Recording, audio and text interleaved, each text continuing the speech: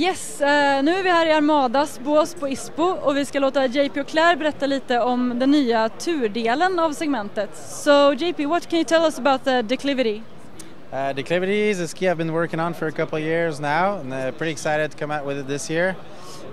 It's a ski that most people would call a touring ski, yet I hesitate to call it a touring ski because it's a ski that's designed mostly for the way down, so it's really like beefed up. It's not like the lightest ski. If people are after like lightest ski possible, I'll send them right away towards something else, but this is a ski that's focused for the downhill but made for basically like a everyday mountain adventure. So if I have like a place I'm going, if I'm going somewhere for a couple of weeks and I don't know how the conditions are going to be or what to expect or what I'm going to be getting myself into, this will be like the safest bet for me as far as like all mountain adventure, you know. So basically from touring to mountaineering, skiing steeps, hard pack conditions, it's like the safest bet for me to have. So it's got, we put 2 layers of metal in it for like better stability and a better damper when you're skiing too, and it gets like you have a way better edge hold as well.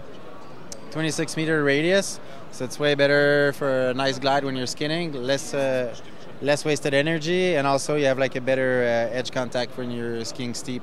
You know, if you have like a ski with too much side cut and you go onto something really steep, you get like that ski to bend the whole way.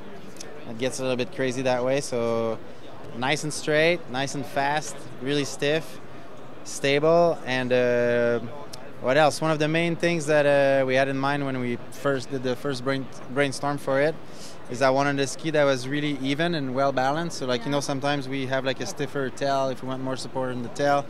That makes it a little bit difficult when you get onto steeps too, especially if the conditions are not super good. Yeah. So we have like a really even flex and basically try to make like the most predictable, well-behaved ski possible. Yeah. So it's more of a steep skiing ski than say the TST? Yeah, exactly. And the TST used to be the ski that I was taking for steeps.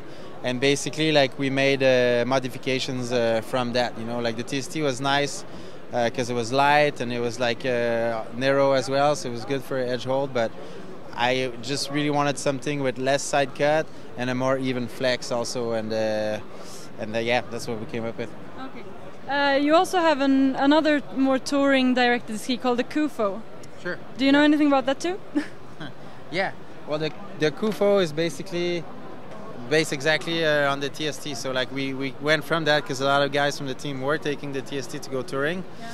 And so if you're gonna get on like really steep stuff with variable, I'd definitely go towards the Declivity. But if you're doing kind of like everyday touring, like tree skiing, pillows and that kind of stuff, the TST is really awesome. It's just a ski that we made to like charge on the mountain, but it turned out that like the core was really light and like people really enjoy mounting it for touring, so that's what that ski was based on. Same frame, cut the tail straight, so we have like a better, so the clips hold better with the skin, and you can like plunge it in the snow if you're skiing steeps. And yeah, pretty what's the story behind the name? KUFO. I have to get Alan for that. Okay, because your rep told me it stood for keep up or fuck off. Yeah. It's true? Yeah, it's true. I think Alan might have come up with that, or Hans. I have to ask these guys. It might have been might be a term that came out of Retallic, probably. It sounds like it came out of there. Nice.